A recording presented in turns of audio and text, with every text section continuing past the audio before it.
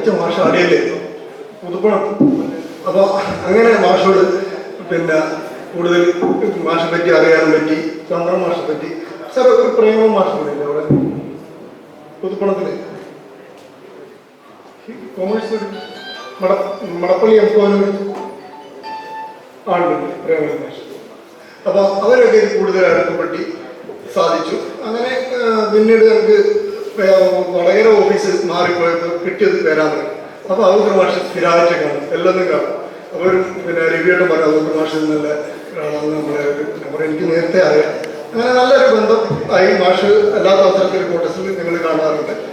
അങ്ങനെ കൂടുതൽ ഈ പേരാമ്പ്രയോട്, ഈ പേരാമ്പ്ര കോളേജുണ്ട്. കാരണം നമ്മളൊക്കെ അന്ന് പഠിക്കും, ഞാനൊക്കെ ചെറിയ കുട്ടികൾ, നമ്മളെ ക്ലാസ്സിൽ വലിയ ഏതാണ്ട് ഒരു 25 വയസ്സുള്ള 28 വയസ്സുള്ളവരൊക്കെ അന്ന് ഇവിടെ UC ബാലകൃഷ്ണൻ, അങ്ങനെ കുറെ മുതിർന്ന കുട്ടികളുണ്ട്. നമ്മളെ കൂടെ അന്ന് പഠിച്ച ഏറ്റവും ചെറിയ ട്രൗസർ ഇട്ടിട്ട് റെഡിയിരിക്കുന്ന നമ്മുടെ ദാമോദരൻ.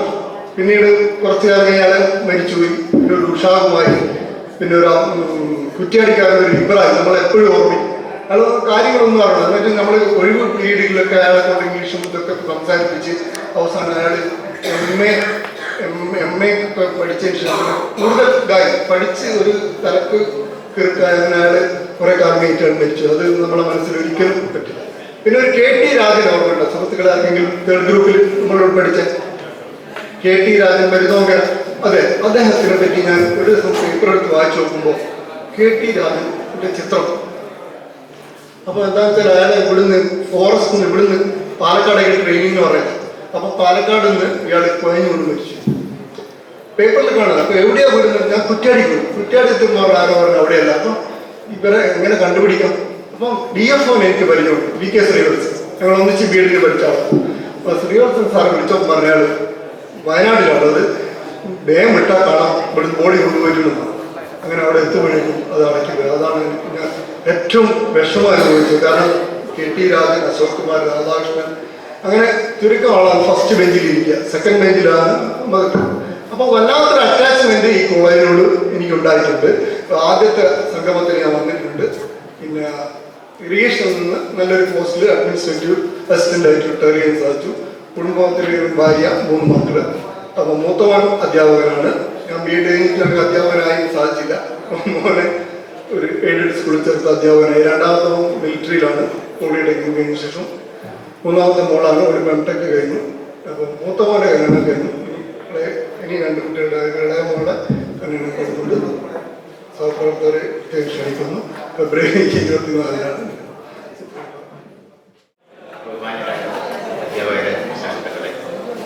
കഴിഞ്ഞ 2012 മീറ്റിംഗിൽ ഞാൻ വന്നിരുന്നു. അന്ന് കുറേ കാര്യങ്ങളൊക്കെ നമ്മൾ പറഞ്ഞത്. അതുപോലെ തന്നെ ഇതിപ്പോൾ സാധാരണ നമ്മൾ കോഴ്സെല്ലാം കഴിഞ്ഞ് പഠനമെല്ലാം കഴിഞ്ഞ് ജോലിക്ക് പോകുന്ന ആൾക്കാരാണ്. ഞാൻ നേരെ തിരിച്ചായിരുന്നു. അതായത് ഞാൻ ഈ ക്ലാസ് റൂമിൽ നിന്ന് BEd കഴിഞ്ഞ് ഇവിടെ ക്ലാസ് റൂമിൽ നിന്നാണ് നേരത്തെ ഞാൻ PNDയിലേക്ക് പോയത്. പിന്നെ തിരിച്ച് 2013 റിട്ടയർ ആയി. അത് തൊട്ട് മുമ്പ് വീണ്ടും ഇതേ ക്ലാസ് റൂമിൽ തന്നെ അന്ന് ഞാൻ വന്നെത്തിയിരുന്നു. ഇപ്പോൾ വീണ്ടും എത്തി. ഇവിടുന്ന് പോയതിനു ശേഷം ഞാൻ മഹാരാജ് കോളേജ് ഈവനിങ്ങിൽ ചേർന്നു. അവിടുന്ന് BA പൊളിറ്റിക്സ് എടുത്തു. പിന്നെ MA പൊളിറ്റിക്സ് പ്രൈവറ്റായിട്ട് എഴുതി.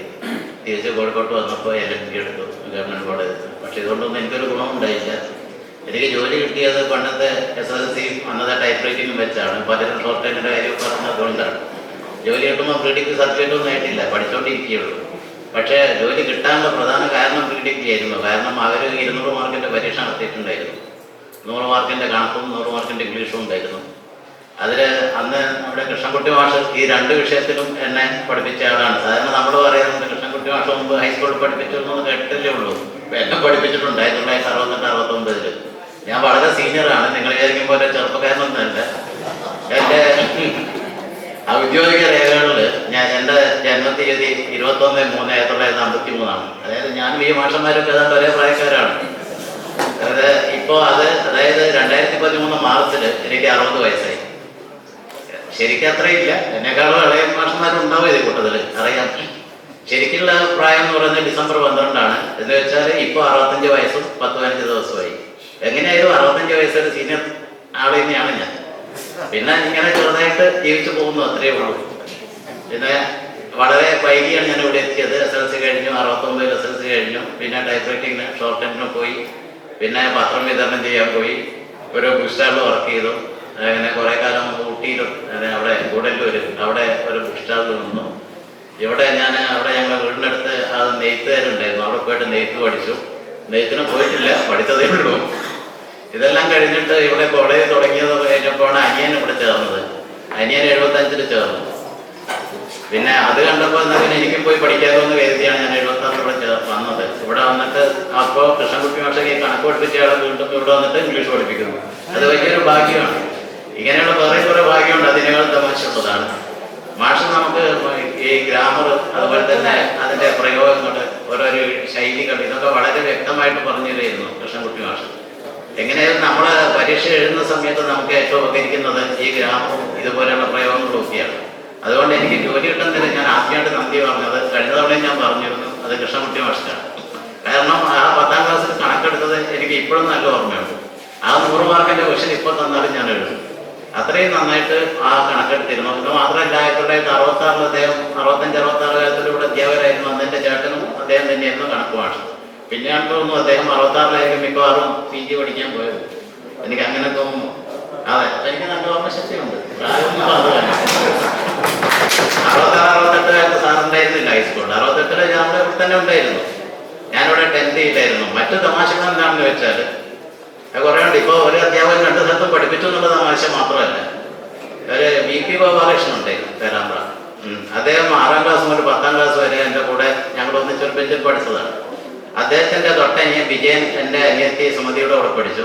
അതിൻ്റെ അടുത്ത അനിയൻ രാമേന്ദ്രൻ അവിടെ ബാങ്കിൻ്റെ അടുത്ത് വളം ഒക്കെ ടിപ്പയിലുള്ള ആള്, അതിൻ്റെ അനിയൻ ജനാർദ്ദൻ്റെ കൂടെ പഠിച്ചു. അതിൻ്റെ ഇവിടെ മോഹൻദാസ് എൻ്റെ കൂടെ പഠിച്ചു. വീണ്ടും അദ്ദേഹം മരിച്ചുപോയി. അതെന്തെങ്കിലും നമ്മൾ അർപ്പിച്ചു കൊടുത്തുള്ളതാണ്. മോഹൻദാസ് ഉണ്ടായിരുന്നു. ഇങ്ങനെയുണ്ട്. അതുപോലെ KT ബാലകൃഷ്ണൻ എൻ്റെ പെങ്ങളുടെ കൂടെയും അവൻ്റെ ഇളയത് ജനാർദ്ദൻ്റെ കൂടെയും പഠിച്ചു, എൻ്റെ ക്ലാസ്സിലും ഉണ്ടായിരുന്നു. ഇങ്ങനെ അധ്യാപകരും അപ്പുറം ഇപ്പുറം വരും, വിദ്യാർത്ഥികളും വരും. പിന്നെ എനിക്ക് ഒരു ഗുണമുണ്ടായിരുന്നത്, ഒരു പ്രായം അത്ര അന്ന് എനിക്ക് 22 വയസ്സെങ്കിലും ആയിട്ടുണ്ടാവും ഞാൻ ഡിഗ്രി ചേരുമ്പോൾ. പക്ഷെ ആരും അറിയില്ലായിരുന്നു അത്രയൊക്കെ ഉണ്ടെന്ന്. ഇപ്പം നിങ്ങൾക്കും ഏതാണ്ട് 65 ഉണ്ടെന്ന് പറഞ്ഞിട്ട് വിശ്വസിക്കാത്ത പോലെ തന്നെ അന്നും അങ്ങനെ തന്നെയാണ്. അതുകൊണ്ട് എനിക്കൊരു ഗുണമുണ്ടായി. എനിക്ക് ചെറിയ ക്ലാസ്സിൽ എപ്പോഴും പഠിക്കാൻ പറ്റി. ഞാൻ പിന്നെ LLBക്ക് ചേർന്ന സമയത്ത് 85-ലാണ് ചേരുന്നത്. അന്ന് കുറേ പേരൊക്കെ തീരെ ചെറുപ്പക്കാരും ഉണ്ടായിരുന്നു. പക്ഷെ എൻ്റെ പ്രായമൊന്നും ഒരു പ്രശ്നമായിരുന്നില്ല. അങ്ങനെ ഈവനിങ് ക്ലാസ്സിൽ വെറുതെ പോയി ചേർന്നതാണ്, ഒരു ഗുണമുണ്ടായില്ല. സെക്കൻഡ് ക്ലാസ്സിൽ പാസ്സായിട്ടുണ്ട് LLB 88 തന്നെ. പക്ഷെ അത് ആ വഴിക്കൊന്നും പോയില്ല. ഞാൻ PhD തന്നെ തുടർന്ന് പോയി. മറ്റു ജോലികൾ ഒരിക്കലും ഈ BSc ഒരു ലെക്ചറുടെ പോസ്റ്റ് പിടിച്ച കാര്യം ഞാൻ പറഞ്ഞിരുന്നു. അത് ഒരു മാൽക്കം ആദിശേഷയ്യ കമ്മീഷൻ എന്ന് പറഞ്ഞ 86-ൽ റിപ്പോർട്ട് വന്നിരുന്നു. ആ കോളേജുകളിൽ നിന്ന് പ്രീ ഡിഗ്രി മാറ്റണം എന്ന് പറഞ്ഞു. ആ പ്രീ ഡിഗ്രി ബോർഡ് സമരമൊക്കെ അതിൻ്റെ ഒന്നിച്ചായിരുന്നു. അതിൻ്റെ റാങ്ക് ലിസ്റ്റ് വളരെ നേരത്തെ എൻ്റെ പേരുണ്ടായിട്ടും എനിക്ക് ആ ജോലി കിട്ടാതെ പോയി. അത് അന്ന് നിയമനം നടത്തിയില്ല സർക്കാർ, ഈ പ്രീ ഡിഗ്രി മാറ്റേണ്ടി വരും എന്നുള്ള സംശയം വന്നു. പിന്നെ അവിടെ PhD വളരെ മോശമായിരുന്നില്ല. കാരണം ഞാൻ വളരെ സീനിയർ ആയിരുന്നു. പുതിയൊരു സർക്കിൾ തുടങ്ങിയപ്പോൾ ഞാൻ സിവിൽ എഞ്ചിനീയറിംഗ് വിങ്ങിലായിരുന്നു. സാധാരണ ടെലിഫോൺസായിട്ട് എനിക്കൊരു വിവരവും ഇല്ല. ഇത്രയും കാലം 35 വർഷം ഞാൻ ടെലിഫോൺസിൽ വർക്ക് ചെയ്തെങ്കിലും അവസാനത്തെ 13 വർഷം മാത്രമാണ് ഞാൻ ടെലിഫോൺസായിട്ട് ബന്ധപ്പെട്ട ഓഫീസുകളിൽ കയറിയത്. മറ്റത് മുഴുവൻ കൺസ്ട്രക്ഷൻ വിങ്ങായിരുന്നു. 78 ആദ്യം എക്സൈസ് എഞ്ചിനീയർ സിവിൽ, പിന്നെ ഇലക്ട്രിക്കൽ, ഇങ്ങനെ മാറി മാറിയാണ് പോയിരുന്നത്. അതുകൊണ്ട് നേരത്തെ തന്നെ 80-ൽ UDC, പിന്നെ 87 അങ്ങനെയൊക്കെ ആകുമ്പോഴേക്ക് സെക്ഷൻ സൂപ്പർവൈസർ, അങ്ങനെ പോയി 2000-ൽ വേറെ പരീക്ഷ ചെയ്തിട്ടാണ് അക്കൗണ്ട് സൂപ്പർ ആകുന്നത്. അത് പരീക്ഷ ചെയ്തേ കിട്ടുള്ളൂ, അല്ലാതെ പ്രൊമോഷനായിട്ട് കൊടുക്കില്ല. 2013 അവസാനത്തെ 3 കൊല്ലം കോഴിക്കോട് അക്കൗണ്ട് ഓഫീസർ സ്റ്റേഷൻ എന്നുള്ള ആ വകുപ്പിലായിരുന്നു. അത് കഴിഞ്ഞ് റിട്ടയർ ചെയ്തു. അന്നും ഇതേപോലെയുള്ള ഒരു അവസരം അന്നും ഉണ്ടായിരുന്നു. ഈ റിട്ടയർ ചെയ്യുന്ന സമയത്ത് ഞങ്ങളുടെ സെൻട്രൽ ഗവൺമെൻറ് അല്ലെങ്കിൽ PNDയിൽ എങ്ങനെയാണ് BSNL-ഒക്കെ നമ്മുടെ graduate, commutation pension, leave engagement, ഇങ്ങനെയുള്ള എല്ലാ പണവും ആ 31 ആകുമ്പോഴേക്ക് ചെക്കായിട്ട് വരും. റിട്ടയർ ചെയ്യുന്നവർക്ക് ചെക്ക് കൊടുക്കണം. അപ്പോൾ അതൊരു 2 ദിവസം മുമ്പ് ഗ്രാജുവേറ്റിയുടെയും അതുപോലെ കമ്മ്യൂട്ടേഷൻ പെൻഷൻ, GPF ഇതിൻ്റെ 3നും ചെക്ക് സെൻട്രൽ ഓഫീസിൽ വരും. ഇതൊക്കെ അക്കൗണ്ട് ഓഫീസർ ക്യാഷാണ് സൂക്ഷിക്കേണ്ടത്. ആ ദിവസം റിട്ടയർ ചെയ്യുന്ന സമയത്ത് ഇവരുടെ കയ്യിൽ നിന്ന് അക്നോളജ് വാങ്ങിക്കണം. അങ്ങനെ വാങ്ങുന്ന സമയത്ത് എല്ലാ വർഷവും ഞാനും എൻ്റെ ഒരു അസിസ്റ്റൻ്റ് കൂടെ പോകും. മറ്റേയാളാണ് ഒക്കെ വാങ്ങിക്കുക, ഞാൻ കൂടെ പോയി ഇരിക്കും. ഇങ്ങനെ റിട്ടയർമെൻറ്റ് ഫംഗ്ഷൻ അവിടെ കോൺഫറൻസ് കാണുന്നുണ്ട്, അവിടെ നിന്നായിരിക്കും. ഇങ്ങനെ കണ്ടുകൊണ്ട് ഒരു ദിവസം ചെല്ലുമ്പോൾ ഞാൻ തന്നെയാണ് റിട്ടയർ ചെയ്യുന്നത്. ഇത് അന്ന് ജനറൽ മാനേജർ പുതിയ ആളായിരുന്നു. ഇദ്ദേഹം ഇതുവരെ വിചാരിച്ചിരിക്കുന്നത് എനിക്ക് 25 കൊല്ലം കൂടി ബാക്കിയുണ്ടെന്നാണ്. അപ്പോൾ 60 വയസ്സായി എന്ന് പറഞ്ഞപ്പോൾ അദ്ദേഹം പോലും വിശ്വസിച്ചിരുന്നില്ല. ഞാൻ കോഴിക്കോട് നിന്ന് പോകുന്നതിന് ശേഷമാണ് കുറേ കൂടി ഒന്ന് പ്രായം കൂടിയത്. അത് കോഴിക്കോട്ടാകുമ്പോൾ കുറേ കൂടി ചെറുപ്പമായിരുന്നു. പിന്നെ അബൂബക്കർ സാറിനെ പറ്റി ഞാൻ പ്രത്യേകിച്ചൊന്നും പറയുന്നില്ല. കൃഷ്ണൻകുട്ടി മാഷ് പറഞ്ഞ പോലെ നമ്മളിങ്ങനെ പറയാൻ പാടില്ല. പക്ഷെ ഞാൻ അബൂബക്കർ മാഷായിട്ടുള്ള ഒരു പ്രത്യേകമായിട്ടുള്ള ഒരു ആത്മബന്ധമുണ്ട്. അത് ഞങ്ങൾക്ക് തന്നെ അറിയാവുന്നതാണ്. ഇപ്പോഴും ഞങ്ങൾ ഫേസ്ബുക്കിൽ ചിലപ്പോൾ ഞാൻ തർക്കിക്കാറുണ്ട്, പ്രതിഷേധിക്കാറുണ്ട്, വിരുദ്ധമായിട്ട് എഴുതാറുണ്ട്. പക്ഷെ അപ്പോഴൊക്കെയും ഒരു ശിഷ്യൻ എന്നുള്ളവരെ തന്നെ അദ്ദേഹം തന്നെ തിരുത്തി തരാറുമുണ്ട്. അതെങ്ങനെ തുറന്നു പോകുന്നു ഒരു വഴിക്ക്. മറ്റത് ഈ ആൾക്കാരിൽ പല ആൾക്കാരെയും ഞാൻ പിന്നെ കണ്ടിട്ടില്ല. ഇവരൊക്കെ കാണാനുള്ള പ്രധാന കാരണം ഈ ഗ്രൂപ്പ് ഉണ്ടാക്കിയാണ്. അത് പ്രകാശൻ എൻ്റെ അടുത്ത് 2 കൊല്ലം എൻ്റെ തൊട്ടടുത്തിരുന്ന ആളെ ഞാൻ പിന്നെ കാണുന്നത് ഈ കഴിഞ്ഞ മാസത്തെ ഒരു യോഗത്തിലാണ്. ഈ ഗംഗാധരൻ വിളിച്ചിരിക്കുന്ന ഒരു യോഗത്തിൽ 2012 പോലും അയാളെ കണ്ടിട്ടുണ്ട്. അങ്ങനെ കുറേ ആൾക്കാരെ ഇവിടെ വീണ്ടും കാണാൻ പറ്റി. ഇപ്പോൾ കമലയെ കഴിഞ്ഞ തവണ കണ്ടില്ല. ഇപ്പോൾ കമലയ്ക്ക് ഒരു മാറ്റമില്ല. അന്ന് കണ്ട അതേ കമല തന്നെയാണ് ഇപ്പോഴും. ഇങ്ങനെ കുറേ ആൾക്കാരെ കാണാൻ പറ്റിയത് അത് തന്നെ വളരെ സന്തോഷമുണ്ട്. ഇപ്പോൾ ഞാൻ പാലശ്ശേരി അടുത്ത് കരിമല എന്ന സ്ഥലത്ത് താമസിക്കുകയാണ്. ഞാൻ റിട്ടയർ ചെയ്ത് പിന്നെയും കുറേ കാലം കഴിഞ്ഞാണ് വീടൊക്കെ വെച്ചത്. ഈ കഴിഞ്ഞ വർഷമാണ് ഇങ്ങോട്ട് താമസം മാറ്റിയത്. 3 മക്കളുണ്ട്. ഭാര്യയ്ക്ക് ജോലിയൊന്നുമില്ല. മൂത്തയാള് 3 ആൾ ബിടെക്കായിരുന്നു. അവർ പതിവ് പോലെ ബാങ്ക് പരീക്ഷ എഴുതി.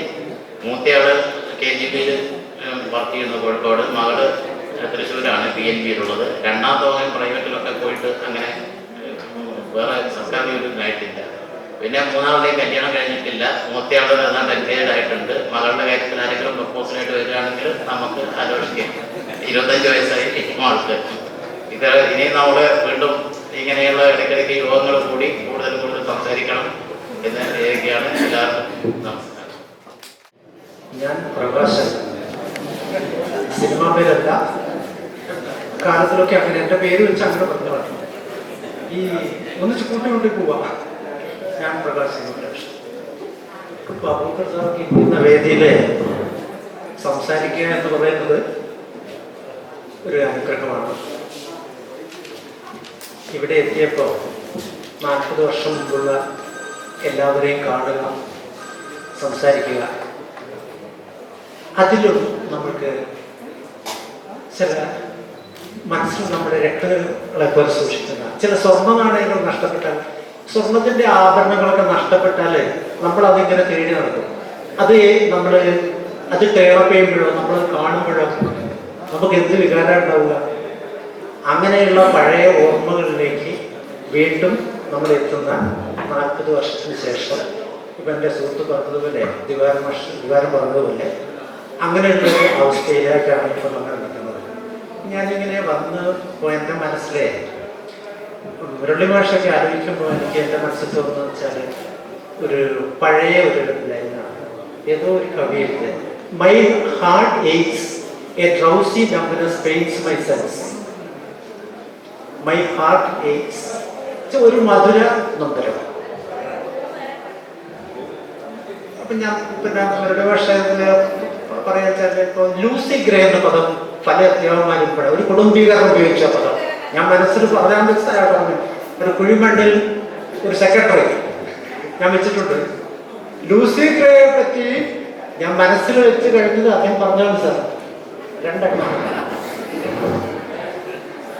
അപ്പോ നമ്മുടെ മനസ്സിൽ അങ്ങനെ കുറെ കാര്യങ്ങളുണ്ട്. അധ്യാപകന്മാരെ പറ്റിയുള്ള ചിത്രങ്ങൾ.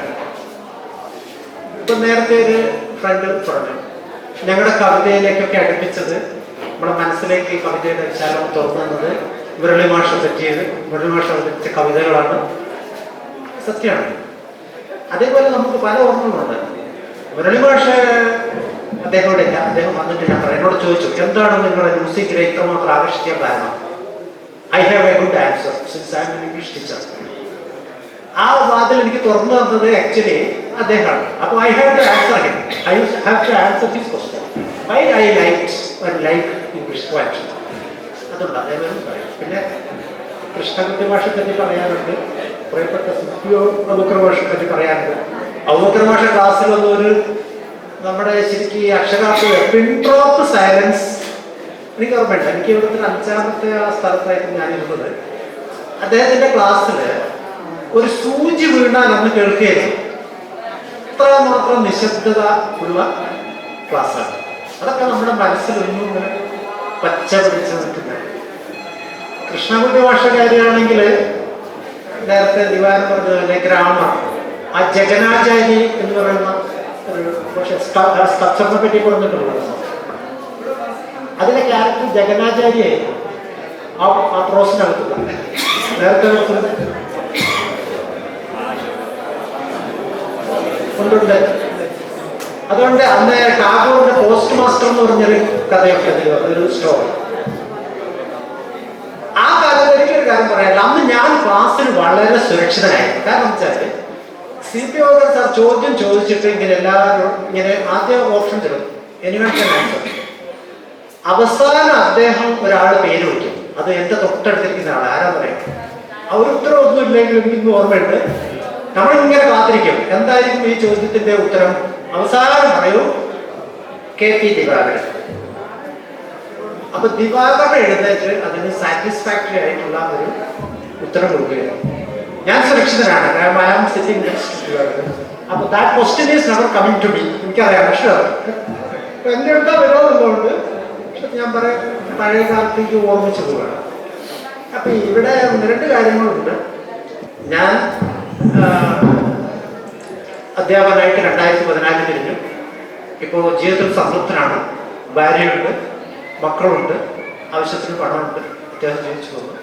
ചില സാംസ്കാരിക പ്രവർത്തനങ്ങളൊക്കെ ആയിട്ട് ഇടതുപക്ഷമൊക്കെ ആയിട്ട് അങ്ങനെ സഹകരിച്ചു പോകുന്നു. പിന്നെ വീട്ടിൽ ഞാൻ നല്ലൊരു ഹസ്ബൻഡാണ്. നല്ലൊരു ഞാൻ പറയാൻ കാരണം ഇപ്പോൾ വനിതാമതിലൊക്കെ വരുന്നതാണ്, അപ്പോൾ പറയാതിരിക്കാൻ വയ്യ, ക്ഷമിക്കണം. വീട്ടിലുള്ള ആളുകളെ വീട്ടിൽ അടുക്കള ജോലി പറഞ്ഞില്ല, അടുക്കള ജോലി പൂർണ്ണമായിട്ടും ഞാൻ ചെയ്യാറുണ്ട്. എനിക്ക് വളരെ അഭിമാനത്തോടു കൂടി പറയാൻ പറ്റും. എനിക്ക് പറയാൻ കാരണം ഇവിടെ ഇരിക്കുന്ന എൻ്റെ സുഹൃത്തുക്കളൊന്നും അടുക്കളയിൽ ചെന്നോട്ടെ, പ്രത്യേകം തുറന്നുകൊണ്ടിരിക്കുന്നത്. അടുക്കളയിൽ ചെന്നിട്ട് അടുക്കളയിലുള്ള കാര്യങ്ങൾ ചെയ്തു കൊടുക്കണം. അടുത്ത കുട്ടികളത് പഠിക്കണം. കാരണം ഈ അടുക്കള പണി എന്ന് പറയുന്നത് വളരെ ബുദ്ധിമുട്ടാണ്. ചോറ് വെക്കുന്നത് അടുക്കള പണി മാത്രമല്ല, ഞാൻ മുറ്റടിക്കലുണ്ട്. ഞാൻ വളരെ സമൃദ്ധമായി പറയുകയാണ്. ഞാൻ പറഞ്ഞത് സത്യമാണ്, ഞാൻ സത്യമല്ലാതൊന്നും പറയാം. നമ്മുടെ ഈ സ്ത്രീകളെ ഉപയോഗിക്കണം അങ്ങനെയല്ല. അടുക്കളയിൽ നമ്മൾ അവരെന്തൊക്കെ ചെയ്യുന്നു അതൊക്കെ നമ്മളും ചെയ്യാൻ ബാധ്യസ്ഥനാണ്. ഇത് കണ്ടിട്ട് വേണം നമ്മുടെ നാളെയുള്ള മക്കൾ പഠിക്കാൻ. ഞാൻ എൻ്റെ 2 മക്കളോടും പറയും, എടാ അമ്മ അടുക്കളയിൽ ചെയ്യുന്ന പണി നമുക്ക് എല്ലാവർക്കും ചെയ്യണം. ഞാൻ ചെയ്യും. എടാ രാത്രി സമയത്ത് നമ്മൾ കിടക്കുന്ന സമയത്ത് നമ്മൾ വാട്സപ്പൊക്കെ നോക്കുമ്പോൾ തൊട്ടടുത്ത് കിടക്കുന്നവൾ ആലോചിക്കുന്നതായിരിക്കും നാളെ രാവിലെ ചായക്കെന്താണ്. ഈ ചിന്ത നമ്മളിൽ എത്ര പേർക്ക് വന്നിട്ടുണ്ട്? അപ്പൊ ഇതെന്റെ ഒരു റിക്വസ്റ്റ് മാത്രമാണ്. ഇതുവരെ അടുക്കളയിലേക്ക് തിരിച്ചു പോവാത്തവര് ഈ വനിതാ മതിലൊക്കെ നടക്കുന്ന സമയമാണ്. അങ്ങോട്ട് ഞാൻ കടക്കുന്നില്ല, കാരണം ഇതിന് അതിനുള്ള വേദിയല്ല. നമുക്കെല്ലാം വേണം. അപ്പൊ നമ്മൾ ഒന്നുകൂടി ചിന്തിക്കണം എന്ന് പറയുമ്പോൾ ഒരു കാര്യം കൂടി എനിക്ക് പറയേണ്ടി വരും. ക്ഷമിക്കുക സമയം. നമ്മുടെ ബാങ്കിലെ FD പറ്റിയൊക്കെ ഒന്നുകൂടി ആലോചിക്കണം. 300 കോടി എങ്ങനെയാണ് FD ക്ലെയിം ചെയ്യാതെ കിടക്കുന്നത്. ഈ അവസാന നിമിഷം ഫോട്ടോ ഇട്ടതാണ്, മറന്നുപോയി. 300 കോടി കേരളത്തിലുണ്ട് എന്ന് നമ്മൾ ആലോചിച്ചു. എന്താ ഈ അവസാന നിമിഷം ഈ പണമൊക്കെ എങ്ങനെ ക്ലെയിം ഇല്ലാതെ?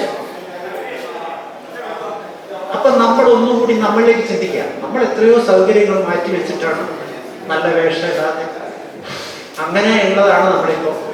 അപ്പൊ നമ്മളിലേക്ക് ഒന്ന് ചിന്തിക്കാം. നമുക്കും ഒന്ന് സുഖിക്കാനുള്ള സന്തോഷിക്കാനുള്ള അവസരങ്ങളാണ് നമ്മുടെ മുൻപിലുള്ളത്. അപ്പോൾ അങ്ങനെ തിരിച്ചറിവ് നമുക്കുണ്ടാകണം. ഈ വേദിയിലെ ക്രമമില്ലാതെ അങ്ങനെ സംസാരിക്കുന്നത് എനിക്കറിയാം.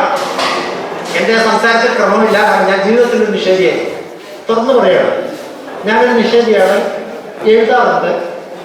ഇപ്പൊ ദിവാകരൻ കൂടെ ചേർന്നതോടുകൂടി എനിക്കൊരു സുഖമുണ്ടായി. എന്താന്ന് വെച്ചാൽ ദിവാകരൻ്റെ ടെലിഗ്രാഫി ആണ്, എന്താ പറയുന്നത്, ടെലിഗ്രാഫി ആയിരുന്നു അയാൾ. അക്കൂട്ടത്തിൽ ഞാനും ടെലിഗ്രാഫി പഠിച്ചു.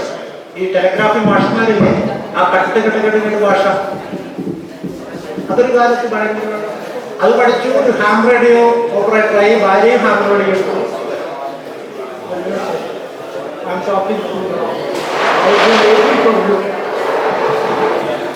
ഞാൻ മുരളിഭാഷയെ പറ്റി ഇങ്ങനെ ആലോചിച്ചു. നിങ്ങളുടെ ചോദ്യം എന്നോട് ചോദിച്ചു.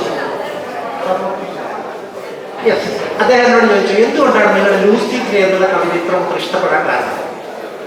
ഞാൻ ആലോചിച്ചു. ഒരു ഇംഗ്ലീഷ് അധ്യാപകൻ എന്ന നിലയ്ക്ക് എനിക്ക് പറയാൻ കഴിയും. അന്ന് നമുക്ക് SLC ഒക്കെ കഴിഞ്ഞ് വന്നപ്പോൾ എന്താ സംഭവിച്ചത്, നമുക്ക് ഇംഗ്ലീഷൊന്നും അങ്ങനെ കിട്ടില്ല. മുരളി സാർ നടന്ന 2 കാര്യങ്ങളാണ്. ഒന്ന്, നല്ല പുഞ്ചിരിയോടുകൂടി ക്ലാസ്സിലേക്ക് മുടിയൊക്കെ നീട്ടി താടിയൊക്കെ ഇട്ട് ചിലപ്പോൾ ഒരു കുപ്പ ഇടുമ്പോഴുള്ള ക്ലാസ്സിൽ എത്തിക്കഴിഞ്ഞാൽ ഇംഗ്ലീഷ് പോയപ്പോൾ ഇംഗ്ലീഷ് പദം അല്ലാതെ ഒരു മലയാളം പദം ഉപയോഗിക്കില്ല. അപ്പോ ക്ലാസ്സിൽ വന്നിട്ടൊരു ആദ്യത്തെ ഒരു 3-4 മാസം നമുക്കൊന്നും കിട്ടുന്നില്ല എന്ന് പറയാം. പിന്നെ പിന്നെ ക്രമേണ എന്തായി വെച്ചാൽ മലയാളത്തേക്കാൾ മനോഹരമായിട്ട് നമ്മുടെ ഇംഗ്ലീഷ് ഭാഷ നമ്മളിലേക്ക് കടന്നു പോകും. അതാണ് അതിന്റെ യാഥാർത്ഥ്യം. അന്ന് ട്രാൻസ്ലേഷൻ മെത്തേഡ് ഉപയോഗിച്ചില്ല. മിക്കവാറും ടീച്ചേഴ്സ് ചെയ്യുന്നത് ട്രാൻസ്ലേഷൻ മെത്തേഡാണ് ഉപയോഗിച്ചിട്ടില്ല. ഇപ്പോഴാണ് ചെയ്യുന്നത്. പക്ഷേ അന്ന് ചെയ്തിരിക്കുന്ന പ്രത്യേകത ഇതാണ്, you talk only in English. You imparted the poetry, that beauty to the children only through English. അപ്പോൾ as an English teacher I can happily say your teaching was to that extent so excellent. Okay. Admitted. അപ്പോൾ അങ്ങനെ ചോദ്യം ചോദിച്ചതാണ്. ഇനിയിപ്പോൾ നിങ്ങൾക്കൊരു കാര്യം കൂടെ ഉണ്ട്. ഞാൻ മുരളി മാഷോട് റിക്വസ്റ്റ് ചെയ്യാണ്, നമ്മുടെ കുറേ സ്ഥലം അങ്ങയുടെ ആ മനോഹര ശബ്ദത്തിൽ ഏതെങ്കിലും ഒരു പാട്ടിൻ്റെ, മലയാളത്തിലുള്ള ഏതെങ്കിലും ഒരു പാട്ടിൻ്റെ ഒരു 4 വരികൾ ഞങ്ങൾക്ക് ചെലുത്തണം. I will do first.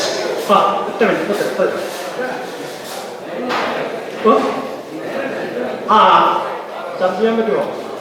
സമയത്തിൻ്റെ ഒരു പ്രശ്നമുണ്ടല്ലേ?